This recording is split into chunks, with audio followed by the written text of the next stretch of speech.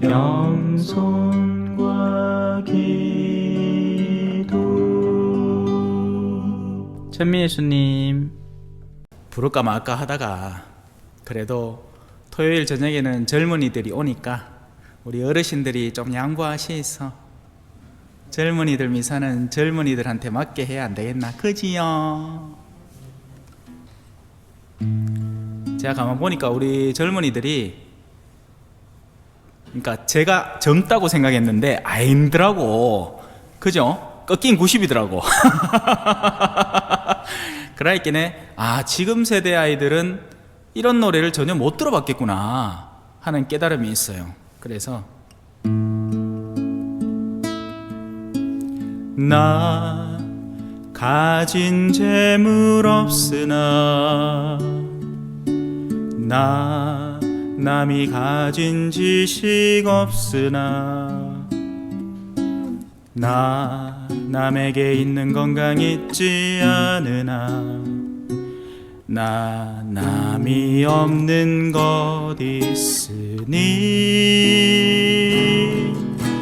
나 남이 못 본 것을 보았고,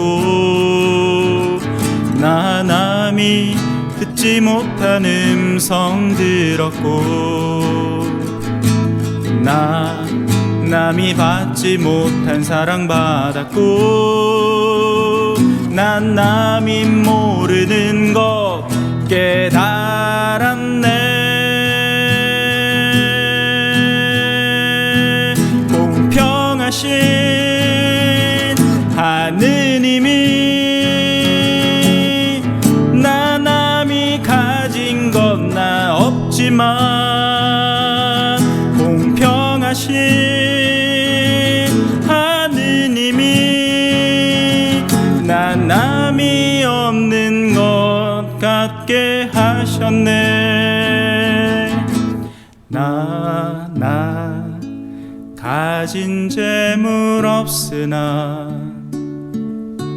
나 남이 가진 지식 없으나, 나 남에게 있는 건강 있지 않으나, 나 남이 없는 것 있으니, 나 남이 못 본 것을 보았고, 나 남이 듣지 못한 음성 들었고, 나 남이 받지 못한 사랑 받았고,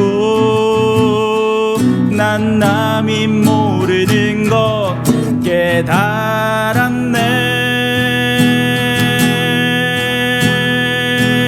공평하신 하느님이 나 남이 가진 건 나 없지만, 공평하신 하느님이 나 남이 없는 것 같게 하셨네. 공평하신 하느님이 나 남이 가진 건 나 없지만, 공평하신 하느님이 나 남이 없는 것 같게 하셨네. 난 남이 없는 것 같게 하셨네.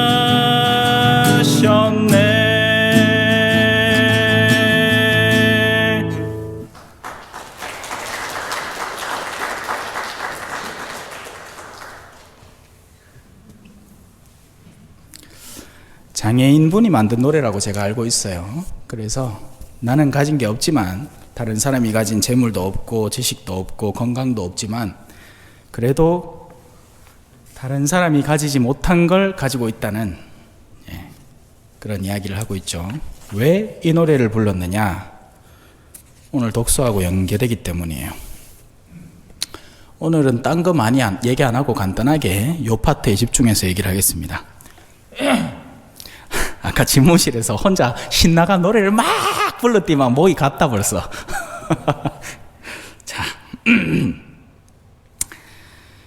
오늘 일독서는요, 이사야서의 말씀입니다. 이사야서는 구약 가운데에서 가장 예수 그리스도를 앞당겨 선언하고 있는, 다가오실 메시아에 대한 서술을 하고 있는 예언서죠. 그래서 그 가르침이 집약되어 있어요. 그리고 굉장히 비유적이고 은유적이죠. 예, 추상적이라는 이야기예요.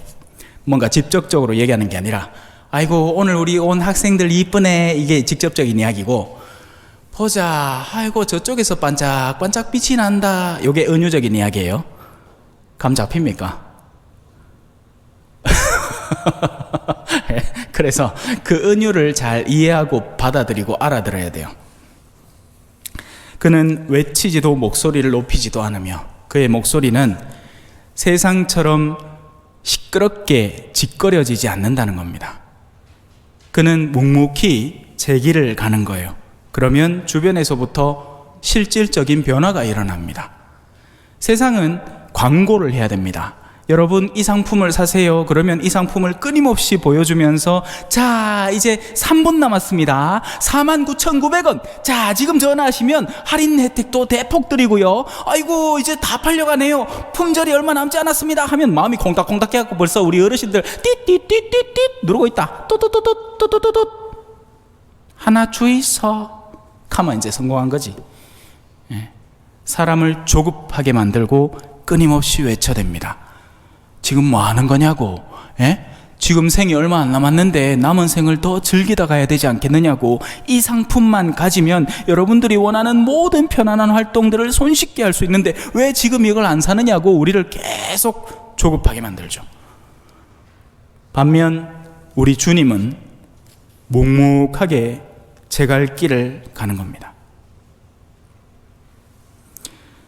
그는 외치지도 않고 목소리를 높이지도 않으며 그 소리가 거리에서 들리지도 않게 하리라. 왜냐하면 올바름은 광고할 이유가 없거든요. 올바름은 그 자체로 좋은 것이기 때문에 누가 보더라도 올바르기 때문이에요. 하지만 거짓됨은 자신을 꾸며야 되기 때문에 끊임없이 광고를 해야 되는 겁니다. 그래서 그 특징을 그 외견적으로 알 수 있습니다. 뭔가를 미친 듯이 외쳐대는 사람치고 내면의 올바름을 제대로 갖춘 사람은 참 찾기가 드뭅니다. 반면 올바른 사람은 제자리에서 제 몫의 일을 묵묵하게 그 누가 봐주든 말든 제 갈 길을 끊임없이 걸어가는 사람입니다.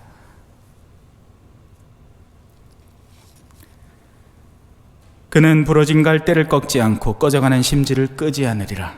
그는 성실하게 공정을 펴리라. 그는 지치지 않고 기가 꺾이는 일 없이 마침내 세상에 공정을 세우리니, 섬들, 육지가 있고 섬이 있습니다. 육지에는 대륙은 수많은 자원들과 자본들이 거기에 흘러넘치는 풍요로운 영역이에요. 울릉도 동남쪽 백길 따라 200리 외로운 섬 하나 새들의 고향. 작년에 가봤거든요. 작년인가? 재작년이다. 2020년. 벌써 시간이 이렇게 빠르게 지나갑니다. 그죠? 2020년도에 제가 울릉도를 2번이나 갔었습니다. 한 번은 사목 방문 때문에 갔고요. 다른 한 번은 소울스테이라고 거기 촬영하는 일 때문에 간 적이 있었어요. 섬은 격리되어 있습니다. 동떨어져 있죠. 울릉도 자체가 떨어져 있는데 거기에서 한참 더 배를 타고 가야 있는 곳이 독도입니다. 거기 가면 사는 사람이라고는 독도 수비대밖에 없어요. 거기도 산다고 보기는 힘들죠. 왜냐하면 정기적으로 바뀌니까. 그죠? 섬은 그래서 육지에서 오는 것을 기다립니다. 우리로 치자면 우리 본당이 육지예요. 섬은 누굴까요? 우리 주변에 있는 수많은 사람들이 섬입니다. 아직 예수님에 대해서 모르는 이들, 자신의 삶을 어떻게 이끌어가야 할지 답을 얻지 못하는 이들, 끊임없이 부딪히면서 자신의 이 쾌락, 육체적 쾌락을 위해서 여러 가지 요소들을 탐닉하는 자들 모두 다 섬에 해당됩니다. 근데 그런 섬들도 올바름을 기다리는 거예요. 시끄러운 광고를 기다리는 게 아니라 공정을 기다리는 겁니다. 그런 사람들도 어떤 신자가 정말 바른 신자고 어떤 신자가 그냥 겉보기만 그런, 실제로는 하는 행동이나 이 행동 거지는 자기들과 별반 다를 것 없는 사람인지 알아요. 그래서 올바른 신자를 보면 그들도 기뻐합니다. 왜 싫어할까요? 안 그래요? 네? 자, 이제 본론입니다. 내가 너를 빚어 만들어 백성을 위한 계약이 되고 민족들의 빛이 되게 하였다. 이것이 오늘 일독서가 우리에게 전하고자 하는 핵심이고, 그러면 어떤 일이 벌어지느냐? 보지 못하는 눈을 뜨게 하고 갇힌 이들을 감옥에서, 어둠 속에 앉아있는 이들을 감방에서 풀어주기 위함이다.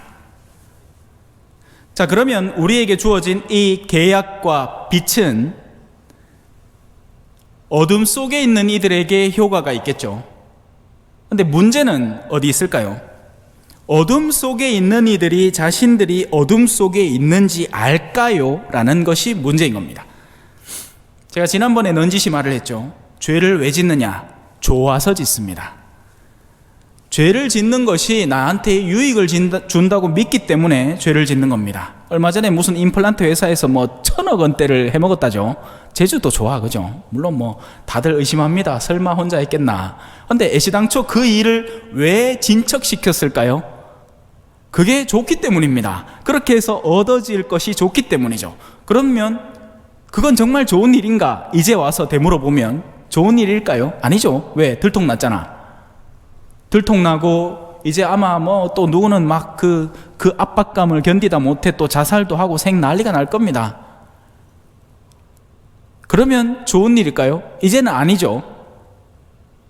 자, 그러면 왜 이런 일들이 발생을 하느냐?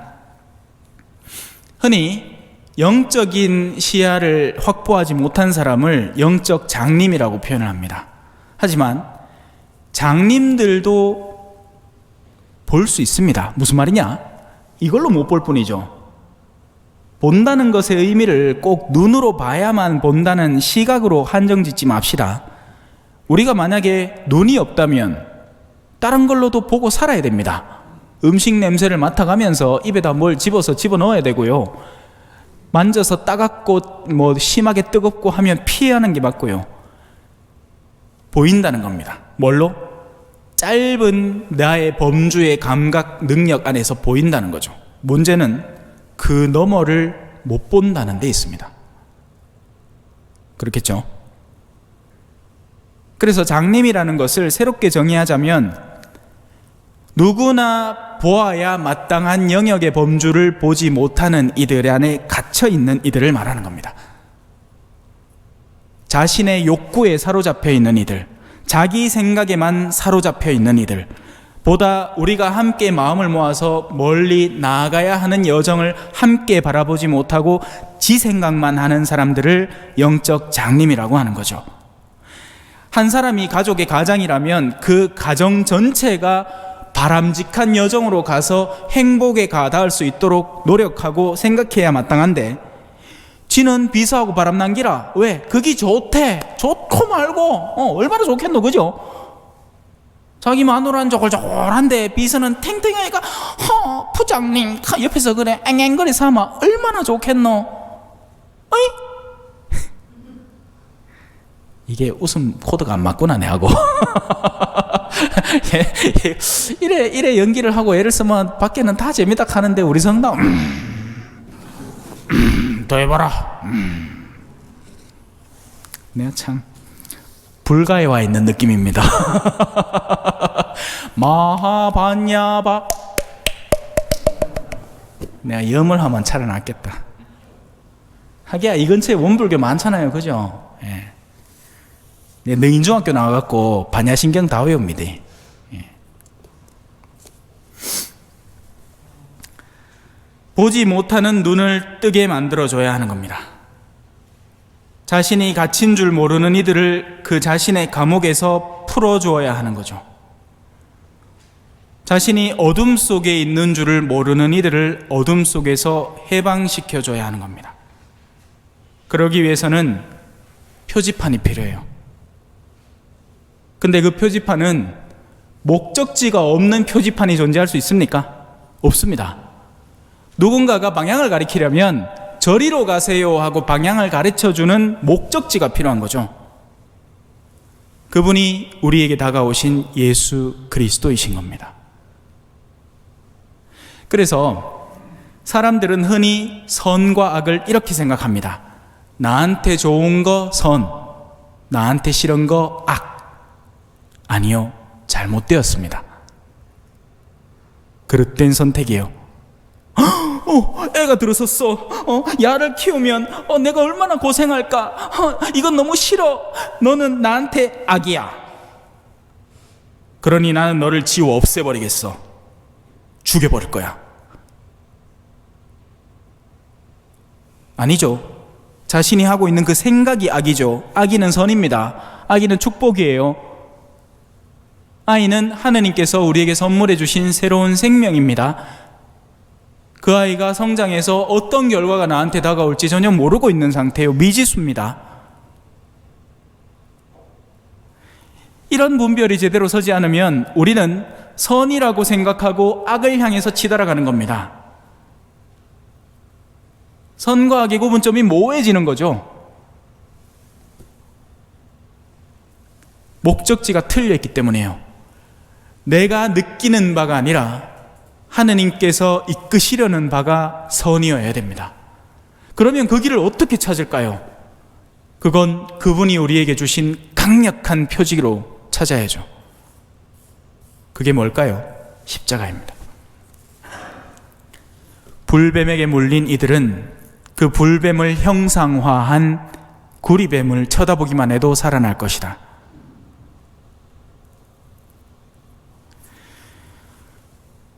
죄악에 시달려 본 이는 누구나 자신을 짓누르고 있는 그 죄악의 무게감이 얼마나 괴로운지를 압니다.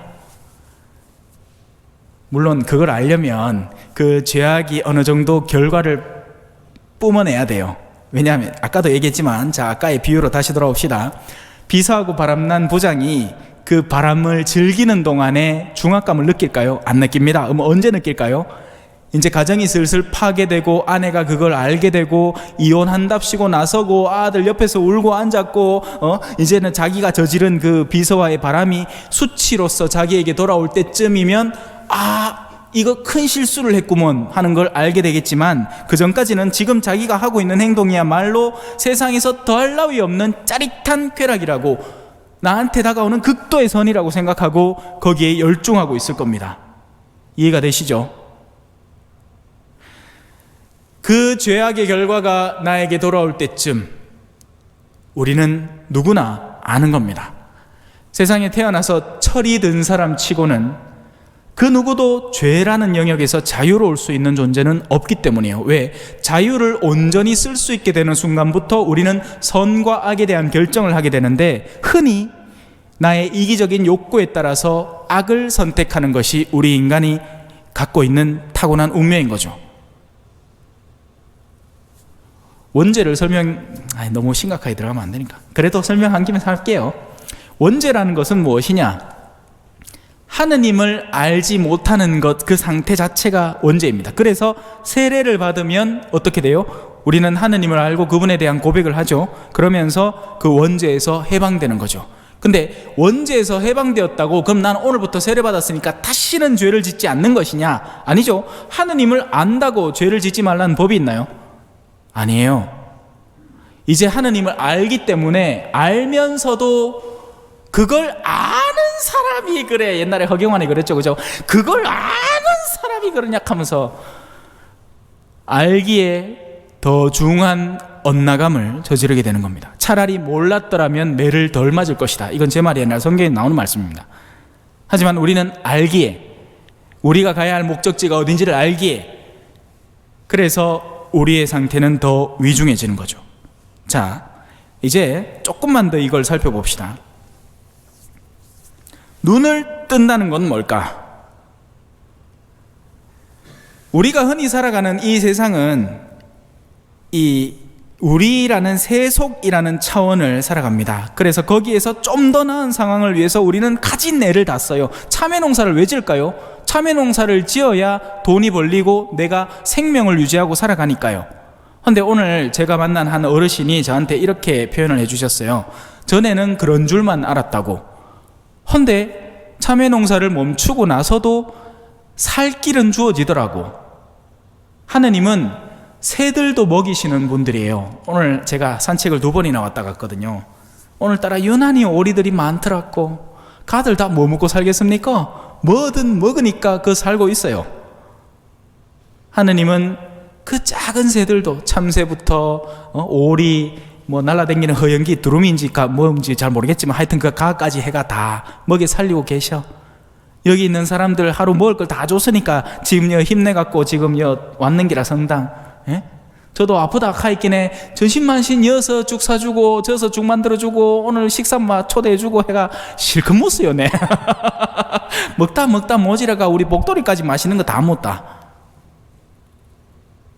하느님은 살립니다.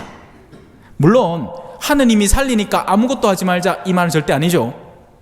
제가 하고자 하는 말은 생을 연장하기 위해서 집착하는 행동에서 해방되시라는 거예요. 그리고 인간이라면 초월성을 향해 나아가야 된다는 겁니다. 거기서부터 비로소 눈이 뜨이는 거예요. 거기서부터 인간의 본격적인 존엄이 시작되는 겁니다. 그러지 않고 살기 위해서만 집착하는 생을 60년, 70년, 80년 살아와 봐야 그 생은 그저 세상 안에 쳇바퀴를 돌아간 생밖에 안 되는 겁니다. 인간은 우리 내면 속에는 초월성이 내재되어 있어요. 그러니까 이거하고 비슷한 거야. 여러분한테 아이폰 이제 13 프로가 나왔죠. 예? 갤럭시 이제 22가 나올 예정이죠. 그걸 사줬어. 그러면 그거 갖고 뭐 해야 됩니까? 가가 가진 온갖 아름다운 모든 기능을 쓰는 게 그 휴대폰의 목적 아니겠어요? 근데 그걸 3살짜리 아한테 떡 줘놨디마 가 레고 블록 만들다가 뭐 잘 안 들어간다고 옆에 그 갤럭시 20 아이폰 13을 들고는 팡팡 때린다. 레고 블록을. 그럼 되겠어요? 완전 똥멍청한 짓이죠. 맞습니다. 우리 인간도 초자연적인 초월적인 능력을 갖춘 하느님의 자녀가 될 수 있는 영적인 존재로 탄생했음에도 우리는 그걸 끌어당겨서 세속적인 차원을 확장시키는 데 자꾸 쓰는 거예요. 그 최종 운명이 어떻게 됩니까? 그 누구도 아무것도 못 들고 갑니다. 맞습니까? 틀립니까? 저는 숱한 장례식을 해왔거든요. 한국에 와서 좀 덜 하고 있지. 여기 와갖고 겨우 한 두 건 했나?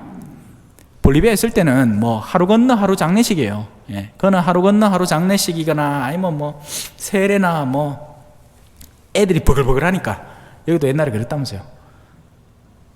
사람은요, 갈 때 아무것도 못 들고 갑니다. 그렇다면 우리에게 주어진 기회 동안 영혼이 지니고 갈 수 있는 무언가를 준비해야 되지 않을까요? 그 여정을 올바로 걸어가기 위해서는 목적지가 뚜렷해야 되고 그 목적지를 가리키는 표지판을 잘 분별해내야 됩니다. 그러지 않으면 쳇바퀴의 삶에 휘말려 버리게 돼요.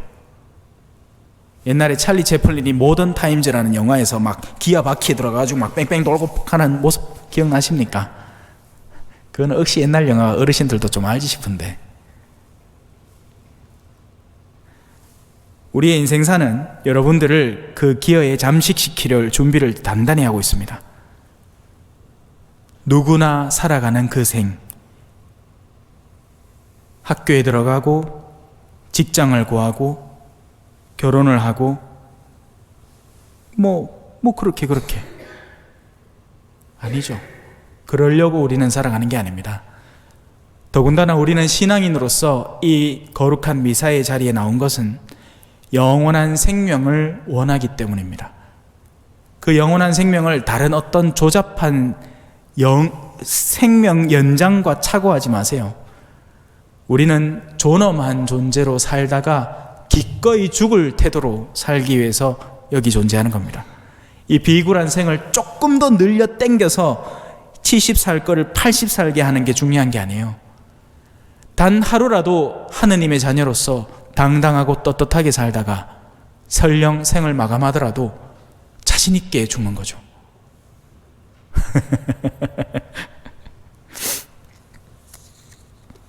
그래요. 눈을 뜨셔야 됩니다. 보이지 않는 그 영역을 보셔야 돼요. 그러지 않으면 심지어는 신앙조차도 다람쥐 쳇바퀴가 되고 맙니다. 작년에 했던 행사 올해 또 하면서 그저 그런 신앙으로 이어져 가는 거죠. 아니에요. 기회는 많지 않을 겁니다. 우리에게 주어진 시간은 기회들이에요. 그냥 흘려보내라고 존재하는 시간이 아닙니다. 2021년, 2022년, 2023년 여러분에게 주어진 기회를 최대한 활용을 해서 하느님을 찾고 영원한 생명을 거머쥘 수 있도록 노력하십시오. 내가 너를 빚어 만들어 백성을 위한 계약이 되고 민족들의 빛이 되게 하였으니 보지 못하는 눈을 뜨게 하고 갇힌 이들을 감옥에서 어둠 속에 앉아있는 이들을 감방에서 풀어주기 위함이다. 아멘. 찬미 예수님, 겸손과 기도.